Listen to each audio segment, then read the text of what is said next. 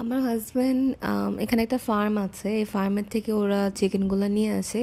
Almost দেশি চিকেনের মতনই, মানে পাকিস্তানি ককের মতো, কিন্তু পাকিস্তানি না, এখানে হার্ড চিকেন বলে এটাকে। সো ওখানে থেকে আনতে হলে ওখানে যেই জব করতে হয়, চুলতে হয়, দেন নিয়ে আসতে হয়। আর পার পার চিকেন $10 $12 করে নেয়। It's quite expensive. বাট এখানে আসলে ফার্মের মুরগি খাওয়ার মতো না, মানে খুবই বাজে অবস্থা। সো আজকে এই মুরগিটাও কেটে দিল দেখে আমি ভালো মতো আজকে রান্না করি।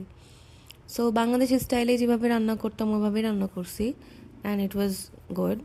ভালোই হয়েছে, মানে মজা ছিল। মানে এখানে ফার্মের মুরগি খাওয়ার থেকে মাছ বেটার এই মুরগি খাওয়া, একটু দাম বেশি হলো, এটা খাওয়া ভালো।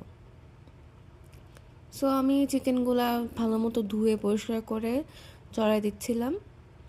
তো সব মশলা টশলা দিয়ে কষিয়ে তারপরে চিকেনটাকে খুব ভালো মতো কষাতে হবে, কারণ ইটস হার্ড চিকেন। সো মশলা দিয়ে ভালো মতো কষাচ্ছিলাম, আর জানি চিকেনের মধ্যে সব মশলাগুলো সুন্দর মতো ঢুকে যায়।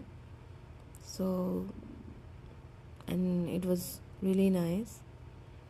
তো এখানে যে দেখতেছেন চিকেনগুলা দেখতে খুব ভালোই, মানে দেখতেও ভালো, খেতেও অনেক মজা।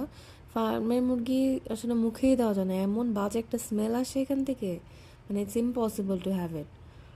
তো ইটস কোয়াইট মানে ডিস্টার্বিং অ্যাজ ওয়েল, খাওয়া যায় না।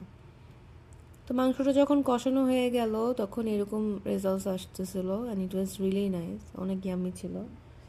তো আমার হাজব্যান্ড পরে ভাবলো যে একটু বুটের ডাল আমি রান্না করি, তো আমি বুটের ডাল রান্না করলাম। এখানকার বুটের ডালগুলো ইজিলি সিদ্ধ হয়ে যায়।